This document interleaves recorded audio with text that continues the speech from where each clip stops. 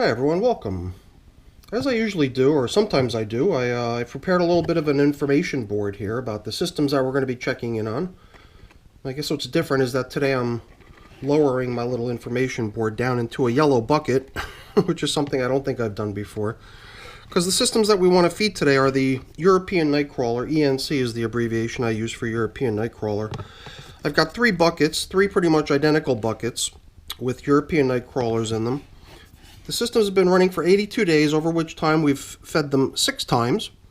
And more recently, over the past 3 or 4 feedings, we've been settling into a 14-day interval. I believe in the beginning we might have waited 7 days or 10 days between feedings, but over the winter it seemed like things slowed down in my bins a bit, so I started to expand the interval between feedings. But now that it's starting to warm up again, I wonder if we'll be able to pick up the pace. The last time we fed this system, they got stuff that I would imagine would probably be gone by now. They got a whole assortment of all kinds of vegetable scraps, little bits of this and that, and it was placed right under here where we indicated with this coffee filter. Some of the stuff they're getting today is coffee, so I've got three coffee filters for these systems. So like I usually do, I'm just going to recycle this old filter that's been in the system here for a while and utilize it as bedding when we throw the food in. But before we throw the food in, we're going to switch sides. So this was the side that the feeding went into last time with the assorted vegetables that we're not expecting to see many leftovers of. We're going to switch sides, feed on the other side today with the coffee and a little bit of pumpkin I got for them as well. This system is one of the few systems, all three of them are some of the very few systems, or maybe the only systems that I have that are not covered with plastic to prevent evaporation and loss of moisture. But we've found that it's worked okay, so we never found the need to reinforce the coverings on this thing. We've seemed to work pretty well. We've seemed to have pretty good success with just that little sheet of newspaper and the piece of cardboard on top. Because even though the stuff on the surface is a bit dry, I go down a little bit near where the food was placed in, and I can feel the moisture is quite ample and feels nice. So besides food, we're going to do what we usually do is, supplement the bedding a little bit. So we'll give them a little bit more of the shredded paper like we gave them last time.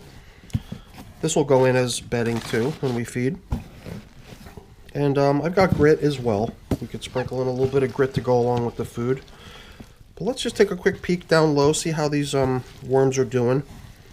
I remember from the last video I did make mention of how I was now starting to really observe the accumulation of worm castings down within the systems. I remember when we opened up this side so that we can make room for the food, it was then that we had already noticed that there's a good amount of castings beginning to accumulate.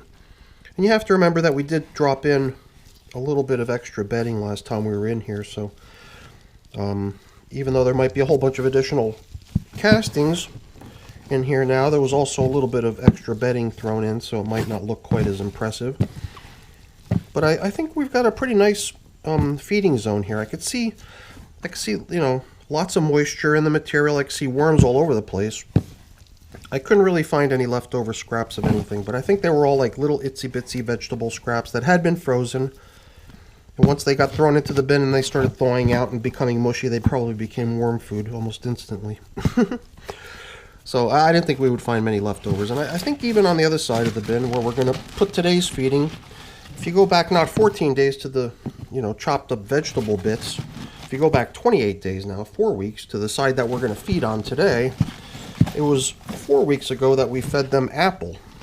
And most people who've tried putting apple into their worm bins will probably know that sometimes apple can go really, really slow. Unless you really, kind of like blend it up for them or whatever. It usually takes time for them to make their way through apple. So whether or not we're going to find any leftovers of the 28-day-old feeding of apple in here or not, I don't know. To me, it seems a little bit unlikely, but you never know. So I feel like I'm explaining stuff that really pertains to all three systems, so I hope I don't run out of material to talk about before I get to the next 2 bins. I'm just trying to see if I can sense anything down here which resembles a piece of apple, but I shouldn't really go crazy. It is kind of a wild goose chase because chances are there's nothing of that left in here either. So seems like a pretty timely check-in to get these little guys fed today. So why don't we just proceed instead of all this chit-chat. I'm going to open up this side of the bin like we usually do so we can drop in the food nice and low all the way down to the bottom like we've been doing. And we're not going to take the opportunity that we have here and squander it. We're going to definitely do something that I've been aiming to do in this system, in all three of these systems each time, which is to expand the overall size of the space that the worms have to live in, hopefully triggering a response where the worms try to fill that space with baby worms. So that's really kind of my aim. I started each of these systems with a fairly small number of worms. It was an estimated 1,200 count worm system that we had harvested, and we split that 1,200 worms into 3 separate buckets. And that's how I arrived at like the estimate of 400 worms per system. Whether that's correct or not, I have no clue. It was just some sort of a rough starting point estimate, just so we can use it for comparison later. I've still got half this filter here to drop in, and then the filter will go on top to show us where we place today's feeding. So why don't we integrate this old piece of coffee filter down into this feeding, and then it'll get a lot more attention that way. I've got a few little chunks of pumpkin here that are frozen, so I separated the 15 little cubes that I bought down here into 3 separate portions, so each system's going to get 5 cubes of pumpkin precisely. And like I do sometimes, I'm supplementing the feeding with a little bit of this pulverized eggshell, which is the grit that I use in my systems. And before we cover up, I'm just going to grab another handful of the bedding, because why not, right? Seems like a nice way to handle it. And then, oh yeah, I almost forgot, we still got a little bit more coffee to put in. That's perfect, because I'll just blend in that residual coffee with that bedding that we just added. And I think that should make for a pretty nice feeding zone. It's funny because I put frozen pumpkin in, and right on top of it, this was the Today coffee, which just came out of the machine and it's still hot. So it's kind of weird. I've put frozen stuff in with hot stuff, and I assume they're going to kind of balance each other out pretty quickly. So this will rest on top. Let's use what remains around here to kind of level things off, and we'll be done with system number 1. Last time I believe I went to system number 3 first, just for a change of pace, but today I've gone back to feeding bucket number 1 first. I wanted to be able to distinguish one from the other, so I did number them. So this is bucket number 1, and we'll feed number 2 next. We'll just do them in order.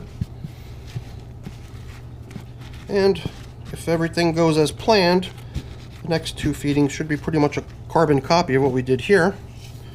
So let's go grit the next bucket and find out if that's true or not. Here we go.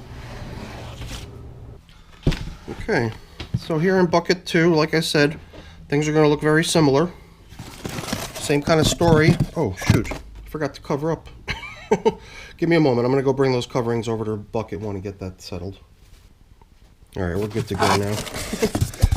I don't know, my mind's elsewhere, I guess, right now, but let's see if we can get through this without fumbling again too much.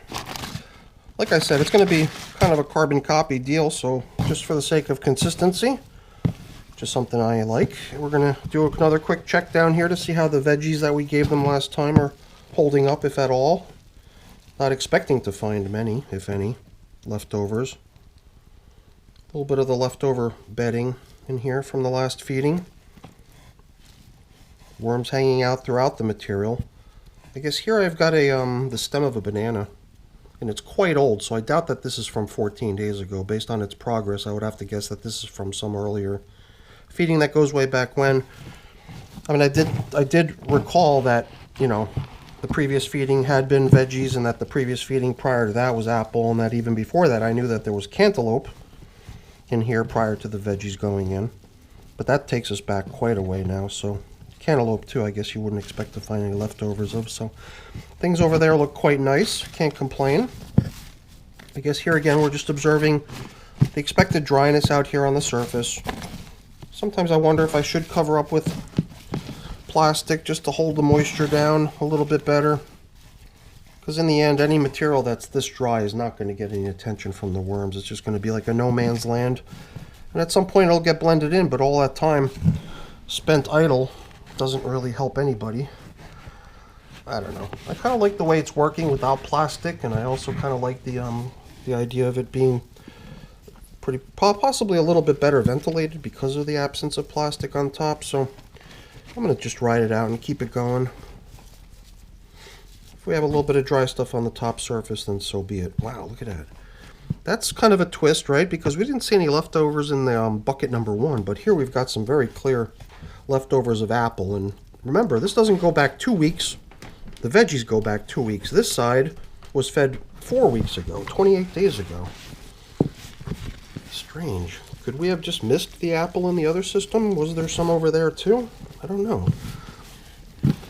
Is there something about that apple that they don't like? Interesting. Well, whatever. I just kind of blended it in, and we're going to make room here to drop in today's feeding. And how do you like that? I think this is the rind of some cantaloupe. It's just interesting when you find a little leftover piece of something. And, you know, in the back of your mind, you kind of know how far back it goes, right? Because it's 14, 28. You know, at this point, we'd be going back, what is that? 42 days? Yeah, wow. Cantaloupe. Leftovers of 42-day-old cantaloupe. Who would have thunk it? Perhaps we are just better off sticking to the 14-day feeding intervals here.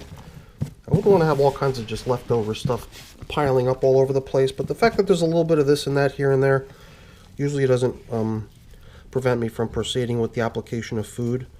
So we'll definitely, you know, give each system its due that was allocated for today's feeding and stick to this 14-day interval. And I have a suspicion that once the weather warms up, because, you know, I'm down in my basement and it's a little bit chilly down here. I mean, I am in short sleeves, so it's tolerable today. It's been getting nicer. It's just that recently it's been so chilly down here. I've got a feeling that that's contributing to the slowdown of the breakdown of the foods that the worms have been given. Because I think the worms just kind of slow down a little bit when the temperatures drop. All right. It's going to get harder and harder, I think, to excavate a nice big hole all the way to the bottom as the material keeps stacking up in these systems. But here we go. Let's just give them the same setup as the other ones got. And I remember last time too, I sprayed a good bit of water into these systems to supplement the moisture. And even though we found dryness on the surface, I feel like everything else below feels just fine. So I've actually skipped the addition of moisture today. Even though I've got my spray bottle right here on hand, I'm ready to apply moisture if we felt that we wanted to, but I don't think that's necessary. Or at least so far, I don't think it's been necessary, which is kind of nice. It does seem like over time, my brand new systems have this tendency to really dry out quickly because I guess because you got all that fluffy bedding down in the system that is shedding its moisture really rapidly, and then once the system gets you know, inundated with castings, it seems like the material has a much better capability of hanging on to its moisture and not letting it escape to evaporation. So perhaps that's what's happening here, is that the presence of more and more castings over time allows the system to hang on to its moisture a lot more effectively than when it was all bedding. So now what do we got left? Let's see if we can be consistent here. How did we do this? We combined coffee and bedding and pumpkin into each layer, I believe. So let's try to do something similar, and then we'll be done here too. Very nice. All right. I guess here too we're sort of giving some of that stuff that had been totally dry out on the surface a chance to finally get a little attention by blending it in with the surrounding moist stuff. And I got a feeling over time we're going to get to the point where we're going to hardly see any dryness on the top surface. All right, let's see if we can not forget a step though. Put our coverings back on before we return bucket number 2 and go get bucket number 3. Oh geez, I guess it wouldn't be me if I didn't forget something, right? Feeding zone indicator. Let me go make up what I forgot, and then I'll be right back with bucket number 3. All right, what do they say? Third time's the charm? We'll see if that's true or not. Alright, so here we had a slightly different kind of a coffee filter used as a feeding zone indicator. I might have been sort of down a coffee filter for whatever reason. I don't remember what the case was. Now, I know that I mentioned earlier how each of these systems was being managed very identically, but it was in this system, I believe, that we released some additional worms coming out of some sort of like a cocoon nursery or something like that, rings a bell. And I do remember putting a bunch of cardboard and leftover bedding from that nursery system into here. So rather than getting a whole bunch of this shredded paper out of my shredder, I think it was just a few larger chunks of cardboard that were included with the feeding. And I don't even remember if it was with this feeding or the feeding prior, but we might bump into some larger chunks of bedding material at some point, and it might be over here on this side. I don't recall. So just to refresh everyone's memory, this is the 14-day-old feeding of veggie scraps, frozen veggie scraps, which looks to me like they've done a pretty good job on depleting. And once again, I'm just seeing like an abundance of castings mixed into this material too. I certainly see a lot of, you know, bits of bedding, leftover bedding bits everywhere too, but there's a lot of castings starting to pile up here. Noticeably greater concentration of castings within the material than I've noticed in the past. It's kind of a cool feeling, you know, when you've got a bin that's finally getting to that point where you can like run your fingers through the material and feel that you're, you know, plowing through castings, and obviously other things too, but you know that a large part of the stuff that you're feeling in between your fingers is worm castings. So you know that you're on the right road, at least, or something's working properly. So here, what was this, piece of apple? Let's excavate our hole where we're going to put today's feeding, and this will go into, since we've got one more coffee filter to come with that last portion of coffee. So yeah, the coffee's been piling up here for a few days now. I was playing around with experimenting with like some dry foods and stuff like that, so I didn't really tap into either my supply of used coffee or my frozen stuff. So down here were the apples. I wonder if we're going to see any leftover chunks of apple down here. Not a lot of worms on this side. Well, they're here and there. Some of them just blend in. They're hard to see. Sometimes I suspect that I'm going to find them down low where it's nice and damp. All the moisture sort of runs down there. Here too, I'm feeling the moisture level being completely adequate. Oh, look at that. Another large chunk of leftover apple. So I'm just sort of taking this as an opportunity to sort of blend it and smear it and squash it and get it mixed in with the surrounding material so that it has a better chance at getting broken down. So if you think of a big mass of material, what's at the very center of that is completely inaccessible to any worms. It's not going to get eaten very quickly. So here's some of these larger chunks of bedding that we had used. It'll get there. It'll all break down. So yeah, I guess with feeding worms, you know, you got that whole concept of surface area. Make as much of the food that you're giving them available from a surface area perspective. You know, spread it out basically. Break it up so that they can get at more of the material than if it was just going in their hole.